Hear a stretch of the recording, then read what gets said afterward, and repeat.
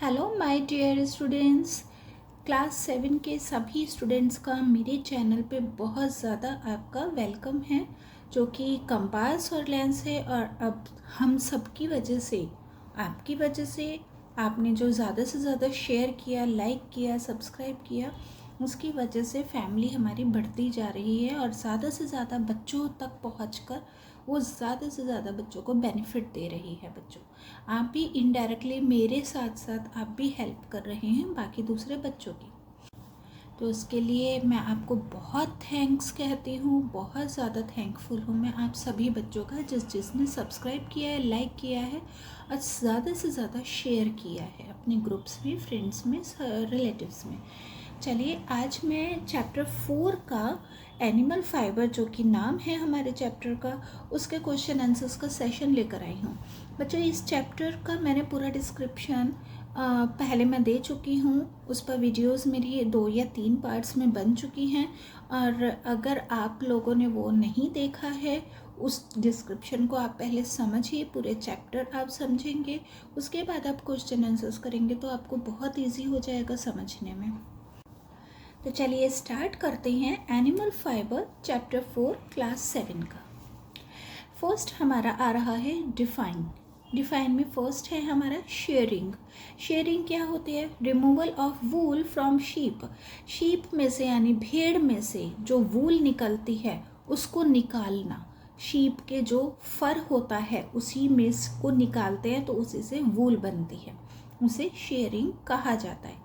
Next sericulture. Sericulture means है rearing of silk worm. जैसे sharing है उसी तरह से सेरिकल्चर है। सिल्क वॉर्म में से भी सिल्क को रिमूव करना, सिल्क लेना, किस तरह से पूरा प्रोसेस होता है उसको, उसे सेरिकल्चर कहा जाता है। किस तरह से उन्हें पालते हैं, उनको उसका बाद उनके साथ कैसे कैसे ट्रीटमेंट, सारी चीज़ें होती हैं, ये सब मैंने डिस्क्राइब कर रखा है बच्चों चैप्टर में। जब मैंने चैप्टर लाइन वाइज पूरा बुक का पढ़ाया था उसको आप ज़रूर देखिएगा। नेक्स्ट थर्ड है रीलिंग। अब जो भी obtaining silk fibre from cocoon. अब यहाँ सिल्क वॉर्म की ही बात हो रही है। जो कोकून है, कोकून में से सिल्क फाइबर यानी सिल्क का धागा निकालने को ही रीलिंग कहा जाता है। आई होप आपको सबको क्लियर हो गया होगा। तो जल्दी जल्दी से लाइक कर दीजिए, सब्सक्राइब कर दीजिए और ज़्यादा से ज़्यादा शेयर कीजिए बच्चों।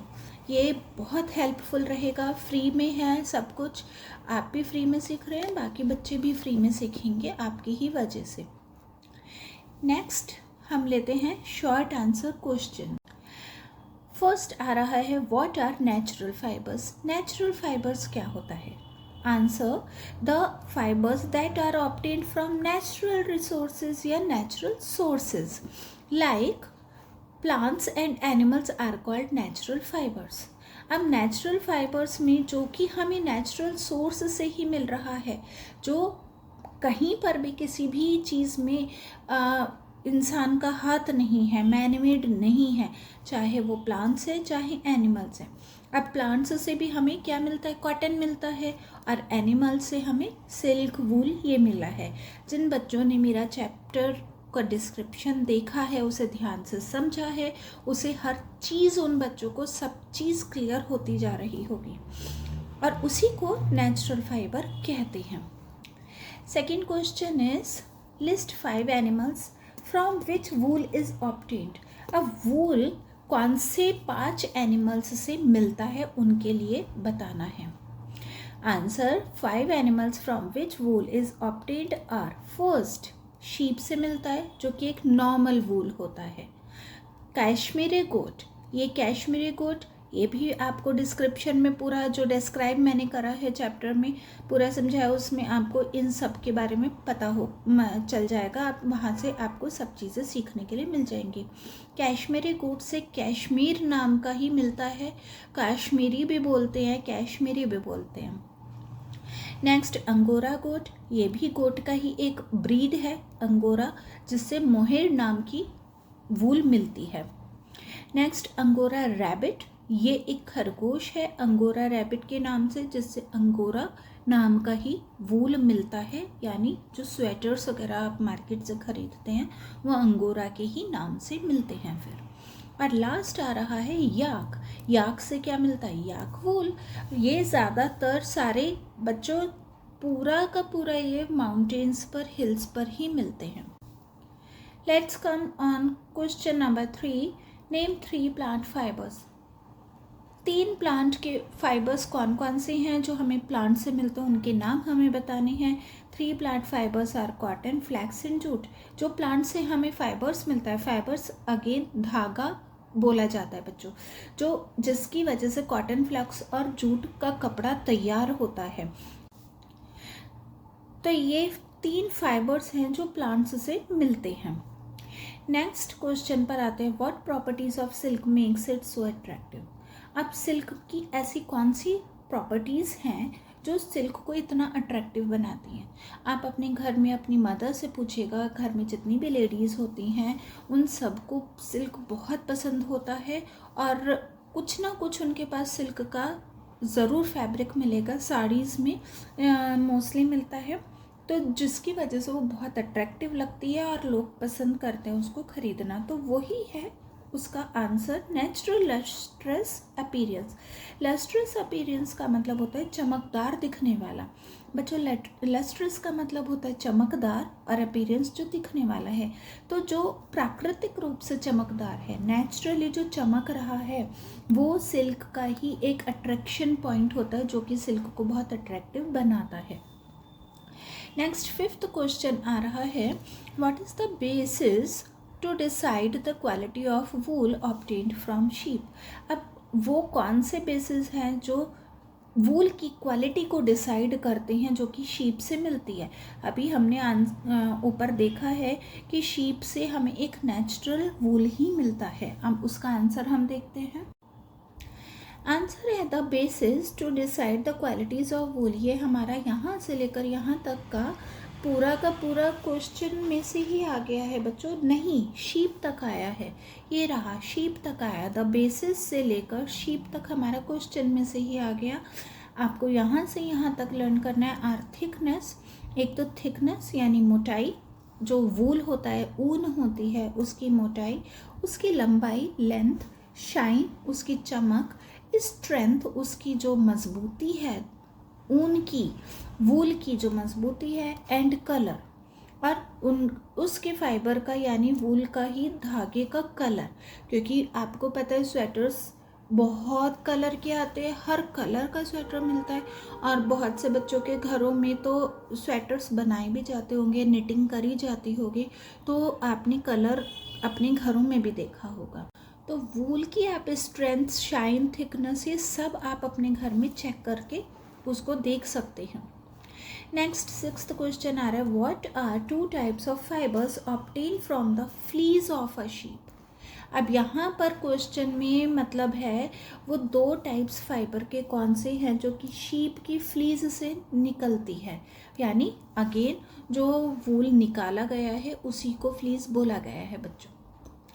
Answer the 2 types of fibre obtained from the fleece of a sheep. यहाँ से अगेन यहाँ तक हमारा क्वेश्चन में से आ गया, यहाँ से द 2 टाइप ऑफ फाइबर से शीप तक। नेक्स्ट उसी में आगे चलते हैं।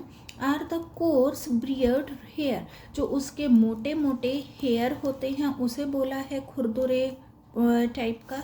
And the fine and soft under hair, और उस जो ऊपर की साइड होता है वो कोर्स होता है, खुरदुरा होता है, मोटा होता है, लेकिन जो नीचे की साइड के हेयर होते हैं वो फाइन और सॉफ्ट होते हैं, जो कि पूरी स्किन से जुड़े हुए होते हैं। तो स्किन के बिल्कुल जो पास में क्लोजली ग्रो हो रहे हैं वो कैसे हेयर होते हैं, वो सॉफ्ट और फाइन क्वालिटी के होते हैं।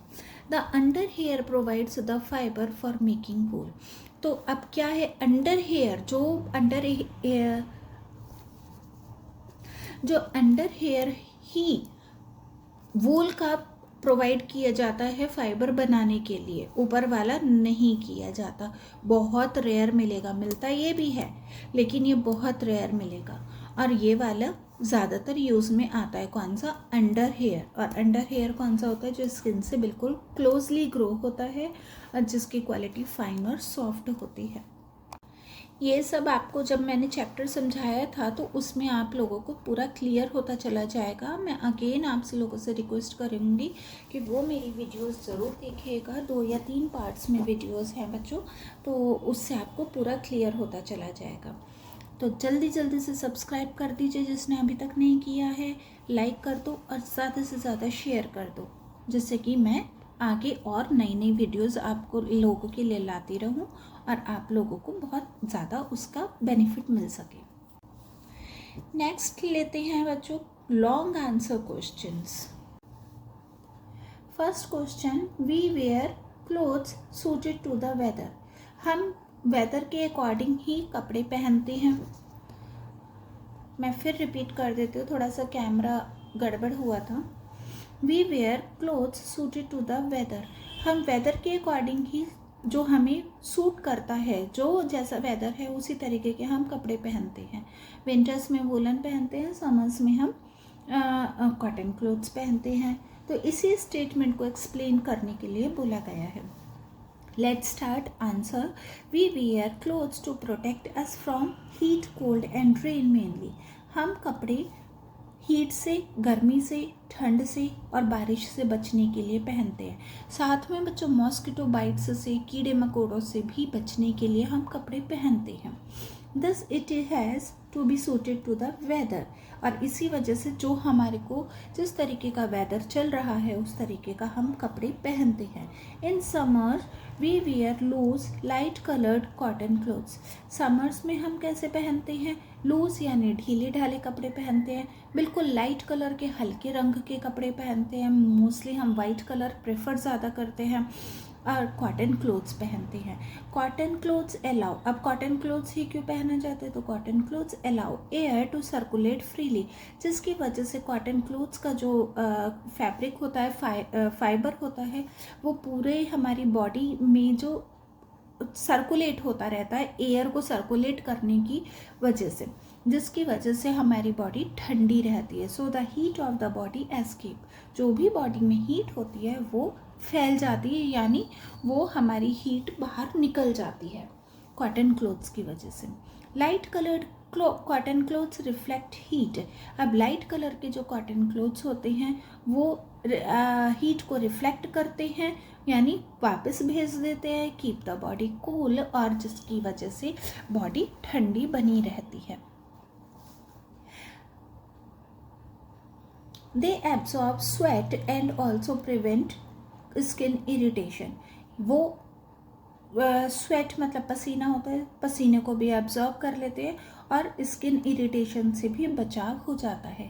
इसीलिए ज़्यादातर जो डार्क कलर के कपड़े पहनते हैं बच्चों समर्स में, जैसे ब्लैक कलर पहना, नेवी ब्लू पहना, रेड पहना, येलो पहना डार्क कलर का, तो वो ज़्यादा गर्मी में परेशान रहते हैं और उन्हें अवॉइड करने के लिए बोला जाता है, और उन्हें स्किन एलर्जीज भी बहुत रहती हैं। इन विंटर्स, अब तक तो हमने समर का देखा, अब विंटर्स का देखते हैं। विंटर्स में we wear thick dark coloured clothes. अब विंटर्स में हम मोटे कपड़े पहनते हैं, डार्क कलर के कपड़े पहनते हैं, जो कि वूल से बने होते हैं, फर के होते हैं और लेदर के होते हैं। ये जैकेट्स, लेदर की जैकेट्स मिलती हैं बच्चों, तो वो सब पहनी जाती हैं to prevent our body heat from escaping. जो हमारी बॉडी की हीट है वो बाहर नहीं निकले, इसको बचाने के लिए, जिससे कि हमारी बॉडी गर्म रहे विंटर्स में। ड्यूरिंग द रेनी सीजन, अब रेनी सीजन में we use raincoats and umbrellas, और रेनी सीजन में हम रेन कोट्स और एम्ब्रेलास को यूज़ करते हैं। आई होप आपको अब तक क्वेश्चन आंसर समझ आ रहे होंगे, जो बच्चे नए हैं और जो बच्चे मेरे पास पहले से ही है, जो मेरा हर वीडियो देखते हैं, हर चैप्टर समझते हैं, उसके बाद क्वेश्चन आंसर सेशन पर आते हैं, तो उन्हें तो हर चीज़ क्लियर होती जा रही होगी, उसमें कोई डाउट ही नहीं है। चलिए स्टार्ट करते हैं। Next second question, differentiate between animal and plant fibre. Animal और प्लांट फाइबर जो कि हमने शॉर्ट क्वेश्चन में ऊपर पढ़ा था, अब उसमें डिफ्रेंशिएट बताना है उनका अंतर। गिव 2 एग्जाम्पल्स ऑफ ईच, और सभी के 2-2 एग्जाम्पल्स हमें देने हैं। नेक्स्ट इसमें आंसर इसी का है, difference between animal and plant fiber are as follows. यहाँ से फाइबर्स तक हमारा क्वेश्चन में से ही आ गया है। फर्स्ट पॉइंट लेते हैं animal fibers. First, animal fibers are made of proteins. ये प्रोटीन से बना हुआ होता है क्योंकि ये नेचुरल तरीके से आता है। सेकेंड, उसी में एग्जाम्पल आ रहा है वूल एंड सिल्क, जो कि हमें एनिमल से मिलता है। प्लांट फाइबर्स में हमें फर्स्ट में आ रहा है the base of plant fibres is cellulose. जो प्लांट फाइबर का बेस होता है जिससे वो बनता है वो सेल्यूलोज है। और इसी का एग्जाम्पल कॉटन है, और जो कि सबसे ज़्यादा यूज़ में आता है। The most widely use of all textile fibres, जो कि कॉटन बहुत ज़्यादा यूज़ में आता है। और सेकंड आ रहा है जूट। जूट के बच्चों कपड़े तो बनते ही हैं, बैग्स, जैकेट्स और शोपीस आइटम, बहुत सारी चीज़ें बनती हैं जूट की। नेक्स्ट बच्चों, मेरी थोड़ी सी राइटिंग है ऐसी, आप प्लीज़ एडजस्ट कीजिएगा क्योंकि मैंने बहुत ज़्यादा स्पीड में लिखा है। बच्चों की बहुत डिमांड आ रही थी और एग्ज़ाम्स चल रहे थे, तो इस वजह से मैंने इसको बहुत स्पीड में बनाया, लिखा है और उसको अपलोड कर रही हूँ, इसीलिए क्योंकि सभी की एग्ज़ाम्स इस टाइम है। Third question, how does wool fiber help in keeping our body warm. Wool fiber जो है, ऊन जो है, वो हमारी बॉडी को वार्म रखने में कैसे हेल्प करती है। Answer, air spaces between the wool fibre trap the air. जो वूल के अंदर जो स्पेस है, जो धागा है, वूल है यानी ऊन है, उसे जो बच्चे घर में जिनके निटिंग होती है वो ज़रूर देखिएगा, उसके बीच में थोड़ा थोड़ा सा स्पेस होता है उस धागे में। उसकी वजह से क्या होता है, ये एयर को ट्रैप कर लेता है यानी पकड़ लेता है, हवा को बाहर नहीं निकलने देता। Since air is a poor conductor of heat, और हीट का पुअर कंडक्टर एयर है, ये हमें पता ही है। दिस शील्ड्स द बॉडी, ये एक शील्ड का काम करता है बॉडी के लिए फ्रॉम कोल्ड। कोल्ड में जब ठंड होती है तो एक शील्ड का काम करता है। एंड कीप इट वार्म, और बॉडी को गर्म रखता है। Again wool is a bad conductor of heat. अब यहाँ पर क्या चीज़, एयर पुअर कंडक्टर था, अब यहाँ पे वूल बैड कंडक्टर है हीट का। This way woollen clothes help in keeping our body warm, और इसी की वजह से क्या होता है, वूलन क्लोथ्स हमारी बॉडी को गर्म रखते हैं। नेक्स्ट फोर्थ क्वेश्चन पर आते हैं। Draw a diagram to show the life cycle of moth. Moth का लाइफ साइकिल बताना है डायग्राम के थ्रू। बच्चों ये मोस्ट इम्पॉर्टेंट है लाइफ साइकिल, तो आप किसी का भी मत छोड़िएगा। कहीं पर भी किसी भी चैप्टर में लाइफ साइकिल आता है तो वो ज़रूर आता है। ये मोस्ट इम्पॉर्टेंट क्वेश्चन है। ज़्यादातर बच्चे मुझे बोलते हैं कि इम्पॉर्टेंट क्वेश्चन बता दीजिए, तो मैं साथ के साथ जो भी मैं चैप्टर पढ़ाती हूँ मैं उसमें भी important question, important line, important words सब कुछ मैं साथ के साथ बताती जाती हूँ। तो इसका पेज नंबर 41 है, जो कि ये वाला है बच्चों। ये वाला लाइफ साइकिल ऑफ मोथ है यानी सिल्क का। तो इसमें पूरा प्रोसेस दे रखा है, आपको इसको पूरा डिस्क्राइब करना है, जितनी भी लेबलिंग है सब आपको बतानी है, और यही हमारे इस क्वेश्चन का आंसर है। Next fifth question, mention the steps in silk production. ये भी क्वेश्चन इम्पॉर्टेंट है बच्चों। जो भी सिल्क का कैसे बनाया जाता है, सिल्क का प्रोडक्शन कैसे किया जाता है, वो स्टेप वाइज हमें बताना है। ये इम्पॉर्टेंट क्वेश्चन है, ये किसी भी तरीके से किसी भी फॉर्म में पूछा जा सकता है। फर्स्ट आ रहा है स्टेप इंक्यूबेशन। ये क्या है, the silk moth eggs are warmed. Silk moth eggs जो है उन्हें वार्म किया जाता है यानी उन्हें गर्मी दी जाती है एक सुटेबल टेम्परेचर पर, जिससे कि हैचिंग हो सके यानी वो आगे ग्रो हो सके। This is known as incubation, इसी को इंक्यूबेशन कहा जाता है। सेकेंड आ रहा है रियरिंग। आफ्टर हैचिंग, जब हैचिंग हो जाती है, द सिल्क वॉर्म are fed on mulberry leaves. Mulberry होता है शहतूत, शहतूत के जो लीव्स हैं उनके ऊपर सिल्क वॉर्म फीड करता है यानी उनकी पत्तियों को खा के वो बड़ा होता है। और कब तक फीड करता है, टिल 6 वीक्स तक। 6 वीक्स तक वो इनकी पत्तियों को यानी शहतूत की पत्तियों को खाकर वो बड़ा होता है। And the worms, it is worms, WORMS. The worms eat almost continuously जो वॉर्म्स होते हैं यानी कीड़े होते हैं, कीड़े कौन से, जो हैचिंग के बाद निकले हैं, हैचिंग के बाद जो कीड़े निकले वो ऑलमोस्ट कंटिन्यूस उन पत्तियों को खाते हैं और अपना साइज इंक्रीज करते हैं। Next is spinning. स्पिनिंग जो उसके बाद का ब्रांचेस ऑफ ट्रीज और शर्ब्स, जो ट्रीज और शर्ब्स की जो ब्रांचेस होती है are placed in their rearing houses. अब उनके रियरिंग हाउसेस जहाँ पे उनको रियर किया जाना है उनके वहाँ पर इन ट्रीज को और शर्ब्स को लगा दिया जाता है। The worms climb. अब वॉर्म्स क्या करते हैं, जो वॉर्म्स हैं वो इन शर्ब्स पे और ट्रीज पर चढ़ जाते हैं these branches and make their cocoon, और यहाँ पर वो उन ट्रीज पर वो अपना कोकून बनाते हैं out of one continuous thread. और जो कोकून बनता है वो लगातार, वो जो थ्रेड निकलता है वो उससे लगातार उस कोकून को बनाते रहते हैं, बुनते रहते हैं। तो क्या हुआ, ट्रीज पर उनका कोकून तैयार हुआ यानी थ्रेड तैयार हो गया। अब नेक्स्ट लास्ट में क्या आता है, reeling. Reeling the cocoon are first boiled. अब कोकून को सबसे ज़्यादा पहले क्या किया जाता है, पहले बॉईल करा जाता है और ट्रीटेड इन ओवन्स, या फिर ओवन्स में उनको पकाया जाता है। OVENS है बच्चों, इस स्पेलिंग में आपको फिर रिपीट कर रही हूँ, दिस इज OVENS, ओवन्स। ओवन्स में उनको ट्रीट किया जाता है और फिर उनका जो अंदर कोकून के अंदर जो इंसेक्ट है उसे हीट से मार दिया जाता है। तो देखिए यहाँ पे बहुत ज़्यादा क्रुएलिटी दिखाई जाती है, क्योंकि एक कोकून के अंदर कीड़ा जो होता है वो पूरी तरीके से उसको बॉईल किया गया है या फिर ओवन के थ्रू उसको हीट से मार दिया गया। The silk fiber is then, और उसके बाद में जो सिल्क फाइबर है obtained from the cocoon, cocoon में से उसको निकाल लिया जाता है, क्योंकि कोकून को उन्होंने कैसे बनाया था, धागे से बनाया था, फाइबर से बनाया था, by the delicate process known as reeling. और ये बहुत एक डेलिकेट प्रोसेस होता है, क्योंकि सिल्क का जो धागा होता है बच्चों वो बहुत डेलिकेट होता है, बहुत ज़्यादा मजबूत नहीं होता, तो इस वजह से उसको बहुत डेलिकेट तरीके से रीलिंग कर दी जाती है। यहाँ पर हमारा 5th क्वेश्चन फिनिश हो गया है।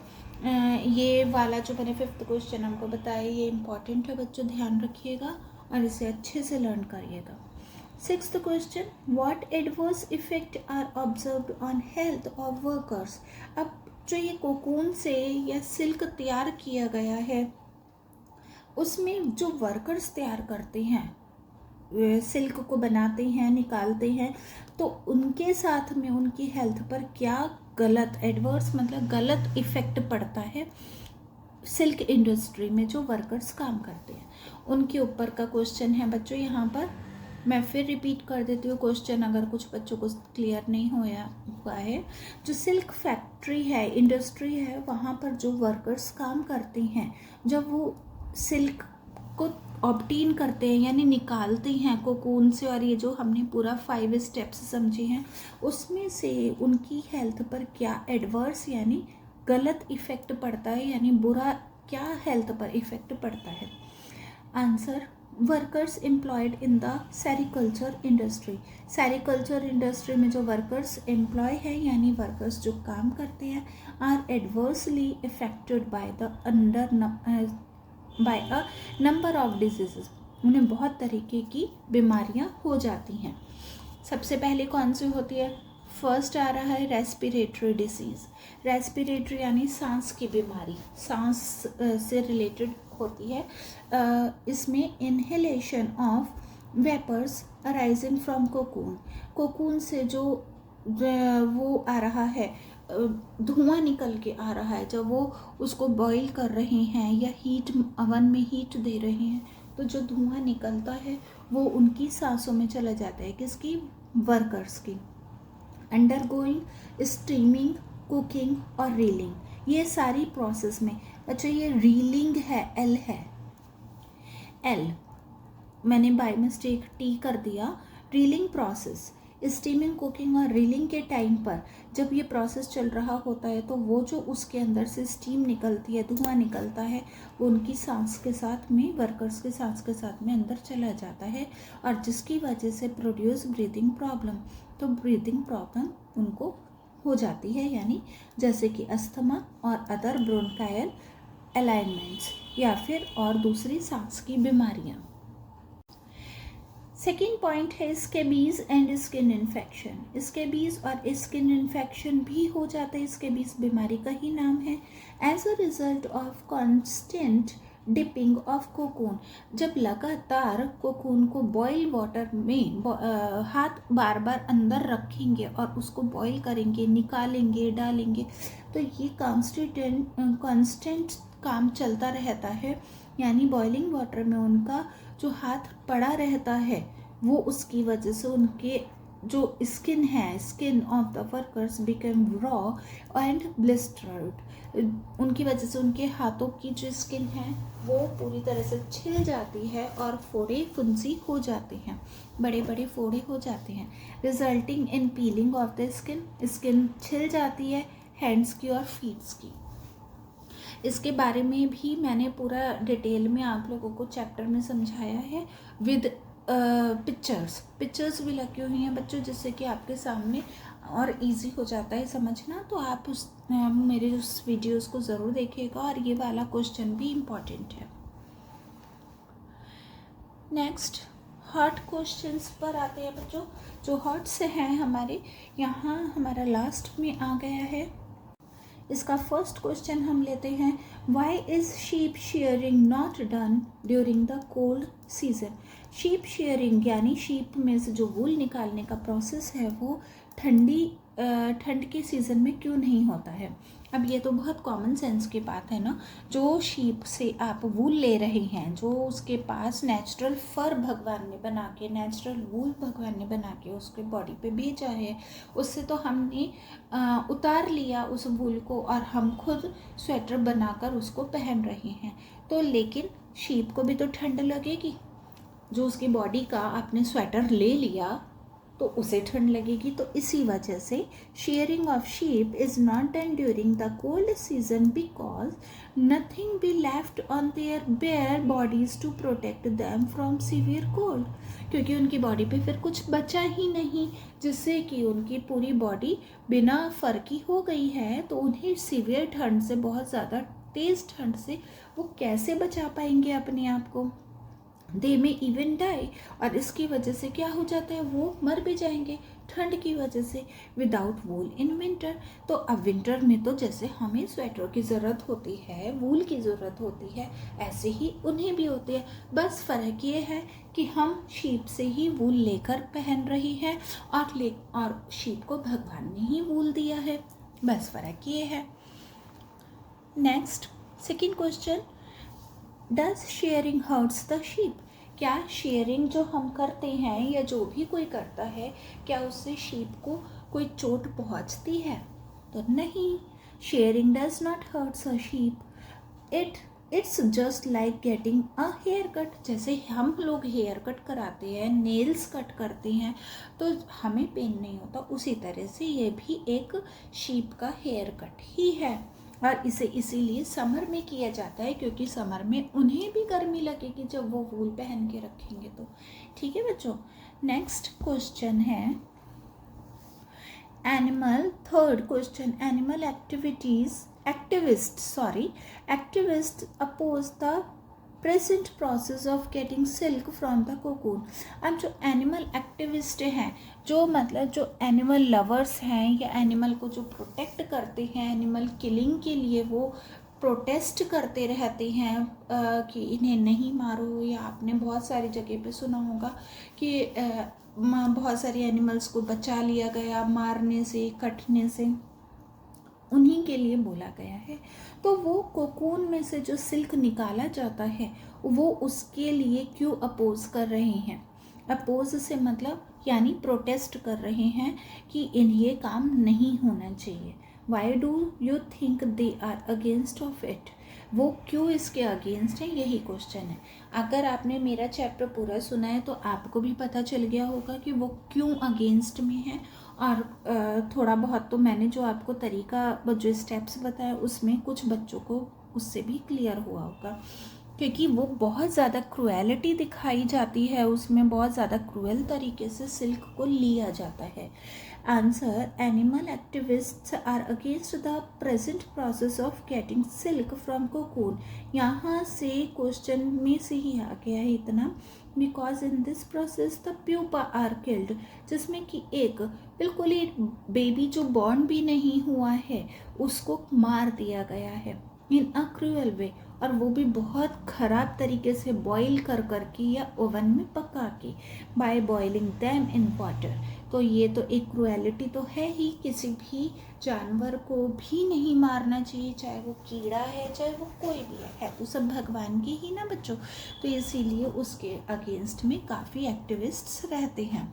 बहुत से लोग तो बच्चों सिल्क पहनना भी पसंद नहीं करते हैं, केवल इसी वजह से वो आर्टिफिशियल सिल्क के नाम से भी मार्केट में आता है, जो प्योर सिल्क नहीं होता है, नेचुरल सिल्क नहीं होता है, वो सिल्क की ही कॉपी तैयार कर दी जाती है, तो वो उसी को पहनते हैं। क्योंकि प्योर सिल्क बहुत गलत तरीके से बनाया जाता है, तो वो इस चीज़ के लिए वो भी अगेंस्ट रहते हैं, तो कोई नहीं खरीदता, बहुत से लोग नहीं खरीदते।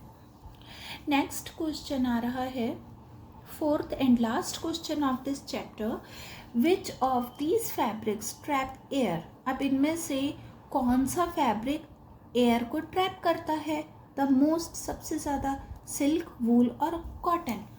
सिल्क, वूल या फिर कॉटन, इन तीनों में से कौन सा फैब्रिक एयर को ट्रैप करके रखता है? What is the effect of this on the property of the fabric made from this fiber? अब इसका क्या इफेक्ट पड़ता है जो ये फाइबर तैयार किया गया है, ये फैब्रिक तैयार किया गया है? वूल ट्रैप्स, हमें भी पता है इन तीनों में से तो सबसे ज़्यादा वूल ही ट्रैप करता है एयर को।